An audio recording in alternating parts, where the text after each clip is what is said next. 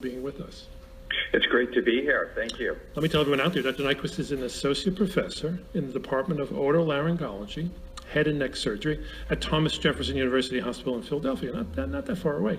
And he's taking the time from his very busy schedule to tell us more about sinus disease. And Gurston, I think you get the same scenario.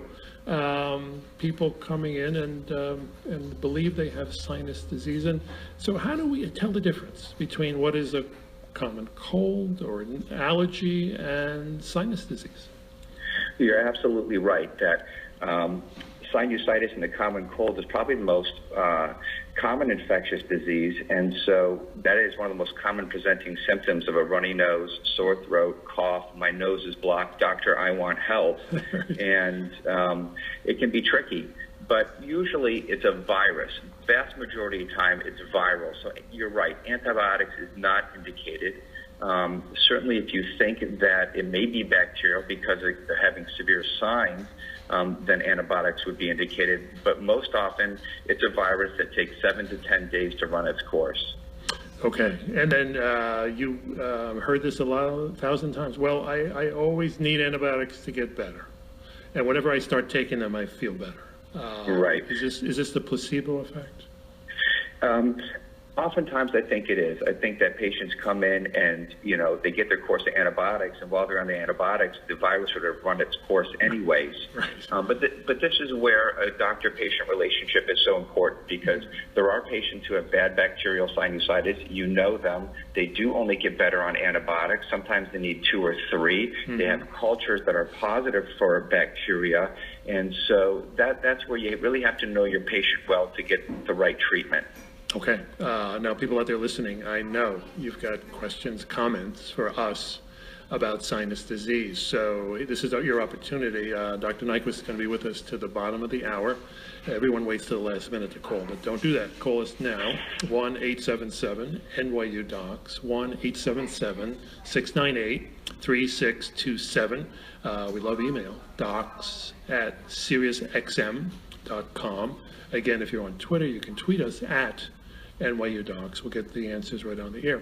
So, Gurston, when you get a patient in and you hear the history and then you examine, what are the things that will tell you that, oh, this is the patient who really has sinus disease?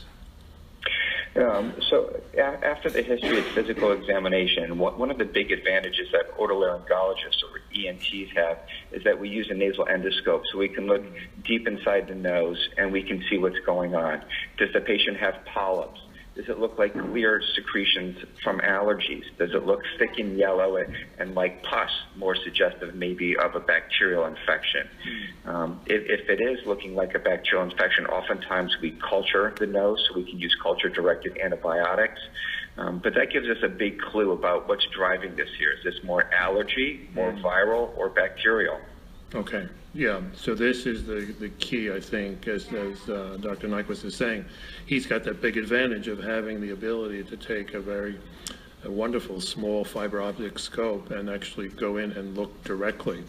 Now, Gurston, are there people who, right from birth, because that seems to be the history we get a lot, that, gee, I started having sinus trouble when I was a child, preteens, teens.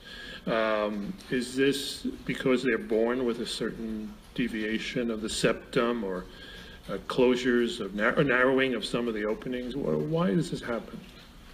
It's very variable. So there's some patients who are more atopic or allergic, and they may be predisposed to developing more colds.